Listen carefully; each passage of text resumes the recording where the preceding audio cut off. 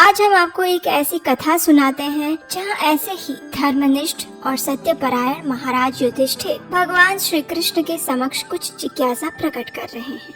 महाराज युधिष्ठिर ने भगवान श्री कृष्ण से कहा, हे केशव, आषाढ़ मास के शुक्ल पक्ष में आने वाली एकादशी का नाम क्या है और इस एकादशी का पालन करने की व्रत विधि क्या है? युधिष्ठिर महाराज की जिज्ञासा सुनकर भगवान श्री कृष्ण ने कहा, हे पृथ्वीलोक के संरक्षक, ध्यान से सुनिए। अब मैं आपको वो कथा सुनाने जा रहा हूँ जो कि सृष्टि के रचयिता ब्रह्मा जी ने नारद मुनि को सुनाई थी। अब देखिए, जैसा कि आप तो जानते ही हैं कि परम वैष्णव नारद मुनि सदैव ही लोक कल्याण हेतु भिन्न भिन्न ब्रह्मांडों में विचरण करते हैं और करुणामयी वे सदैव सामान्य बद्ध जीवों के उद्धार हेतु प्रयासरत रहते हैं। ऐसे ही जन कल्याण की जिज्ञासा लेकर एक दिन नारद मुनि तो पहुँच गए ब्रह्मा जी के पास। वहाँ जाकर उन्होंने पूछा, हे पिताश्री, आषाढ़ मास के शुक्ल पक्ष में कौन सी एकादशी आती है और किस प्रकार वह भौतिकता में लिप्त बद्ध जीवों का उद्धार कर सकती है?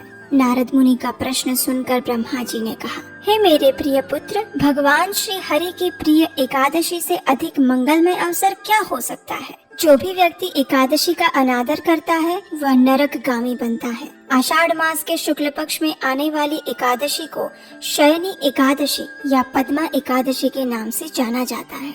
इसके विषय में अब मैं एक पौराणिक कथा सुनाता हूँ, ध्यान पूर्वक सुनो। सतयुग के समय में पृथ्वी पर सूर्य वंश के अत्यंत पराक्रमी और धर्मनिष्ठ राजा मांधाता का राज्य था। उनके राज्य में समस्त प्रजागण अत्यंत सुखी, संपन्न और धर्म परायण थे।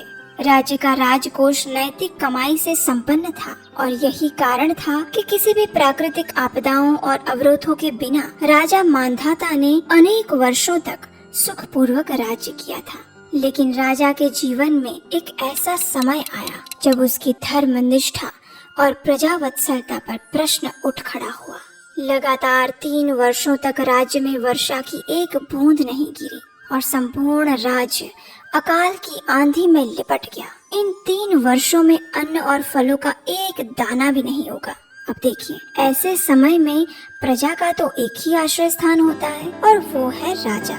इसलिए सभी प्रजागण राजा मांधाता के पास गए और उनसे प्रार्थना करते हुए कहने लगे, हे राजन, आपने सदैव हमारे हित के लिए विचार किया है। कृपया वर्षा और अन्न के अभाव की इस विषम स्थिति में भी हमारी रक्षा करें। हम आपकी शरण में आए हैं राजन। प्रजा की आर्द्र प्रार्थना सुनकर राजा ने कहा, शास्त्रों में वर्णित है कि यदि कोई राजा अधर्म का अनुसरण करता है तो उसका दंड उसकी प्रजा को भुगतना पड़ता है। मैं अपने भूत और वर्तमान पर गहरा चिंतन कर चुका हूँ, लेकिन मुझे अपना ऐसा कोई पाप कर्म नहीं दिख रहा। फिर भी प्रजा के हित में मैं इस स्थिति का निवारण अवश्य करूँगा।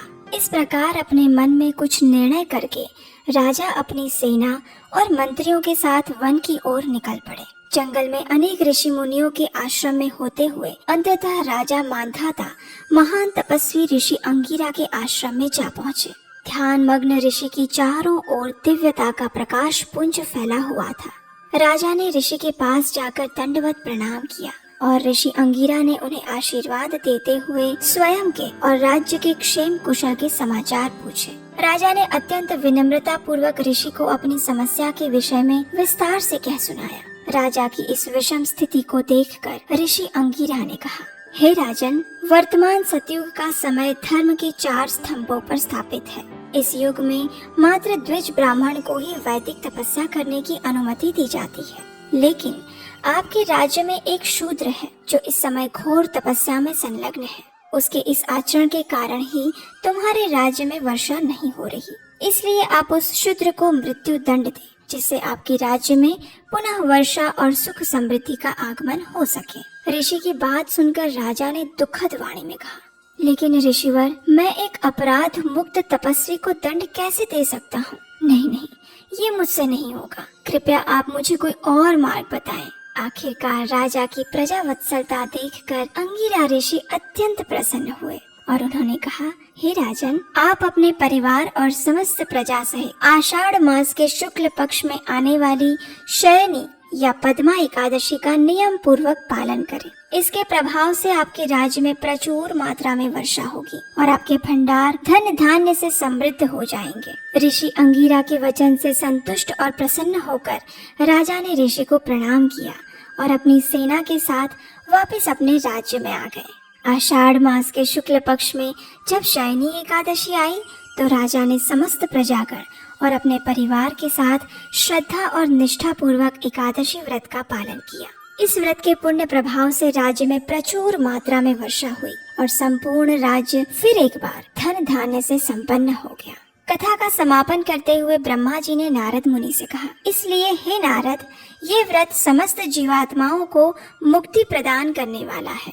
ब्रह्मा जी और नारद मुनि के संवाद को संपन्न करते हुए भगवान श्री कृष्ण ने महाराज युधिष्ठिर से कहा, हे राजन, यह पद्मा एकादशी इतनी प्रभावशाली है कि जो भी व्यक्ति इसका श्रवण या पठन भी करता है वह पाप मुक्त हो जाता है। क्या आप जानते हैं, इस एकादशी को देव शयनी एकादशी, पद्मा एकादशी, विष्णु शयनी एकादशी, देव पोढ़ी एकादशी, आषाढ़ी एकादशी और महा एकादशी भी कहा जाता है। एकादशी के दिन से भगवान विष्णु अन्य देवताओं के साथ 4 मास के लिए योग निद्रा में चले जाते हैं। इसी दिन से चातुर्मास का प्रारंभ भी होता है और इसीलिए इन दिनों में कोई मांगलिक कार्य, यज्ञ इत्यादि में देवताओं की आहुति नहीं दी जाती। ये तो हुआ शास्त्र आधारित कारण, लेकिन इस चातुर्मास के लिए विशेष प्रावधान किए गए हैं। इस समय के दौरान सूर्य देव दक्षिणायन में भ्रमण करते हैं और ये समय वर्षा ऋतु का माना जाता है। इसलिए इन दिनों में मनुष्य अन्य भौतिक कार्यों में संलग्न न रहकर अधिक से अधिक अपनी आध्यात्मिक उन्नति के लिए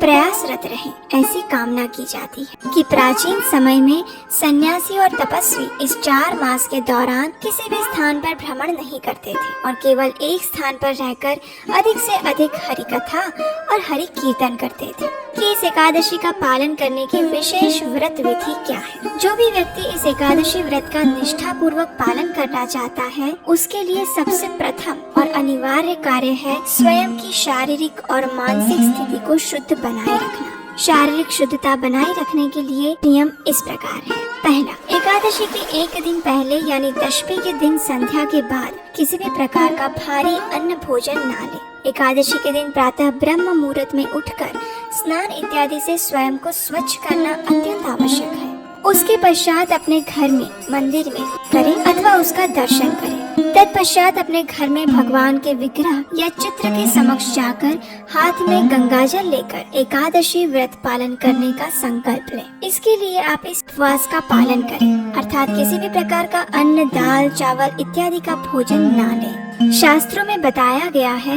कि 8 वर्ष से लेकर 80 वर्ष की आयु वाले प्रत्येक व्यक्ति को एकादशी व्रत का पालन अवश्य करना चाहिए। एकादशी के दिन प्रातः मंगला आरती के बाद तुलसी देवी को जल अर्पण कीजिए, उनकी 4 बार प्रदक्षिणा कीजिए और उनके समक्ष बैठकर स्वयं की मानसिक शुद्धिकरण प्रक्रिया के लिए प्रार्थना करते हुए हरे कृष्ण कृष्ण कृष्ण हरे हरे, हरे राम राम राम हरे हरे इस महामंत्र का अधिक से अधिक मात्रा में जाप करें। एकादशी के दिन विशेषकर संख्या पूर्वक नाम जप करने का विशेष महत्व है और इसीलिए इस्कॉन के भक्तगण एकादशी के दिन हरे कृष्ण महामंत्र की कम से कम 25 माला का जाप करते हैं, क्योंकि ये हरि का नाम हमारे मलिन चित्त का मार्जन करने वाला है। स्वयं की शुद्धिकरण प्रक्रिया में दूसरा महत्वपूर्ण कार्य आपको करना है, वो है भगवत गीता और श्रीमद् भागवतम का अध्ययन और श्रवण करना। उसके साथ साथ भौतिक चर्चा, निंदा इत्यादि से स्वयं को बचाकर रखना और संध्या के समय भगवान के विग्रह या चित्र के समक्ष तथा तुलसी देवी के समीप घी का दीपक अवश्य जलाएं। यदि संभव है तो घर में हरे कृष्ण महामंत्र का कीर्तन करें। दूसरे दिन प्रातः ब्रह्म मुहूर्त में उठकर स्नान इत्यादि से स्वयं को स्वच्छ बनाएं और तत्पश्चात भगवान के पवित्र नाम का जाप करें और निर्धारित पारण के समय पर अपने एकादशी व्रत का समापन करें। पारण से पूर्व आप किसी ब्राह्मण या वैष्णव को दान भी दे सकते हैं। प्रयास करें कि अपने आसपास में यदि कोई मंदिर है तो वहां जाकर दान दें, जिससे हमारी वैदिक सनातन सभ्यता को मजबूत करने में आप योगदान दे सकते हैं। पारण करने के लिए आप किसी भी अन्य प्रसाद के साथ अपना व्रत खोल सकते हैं।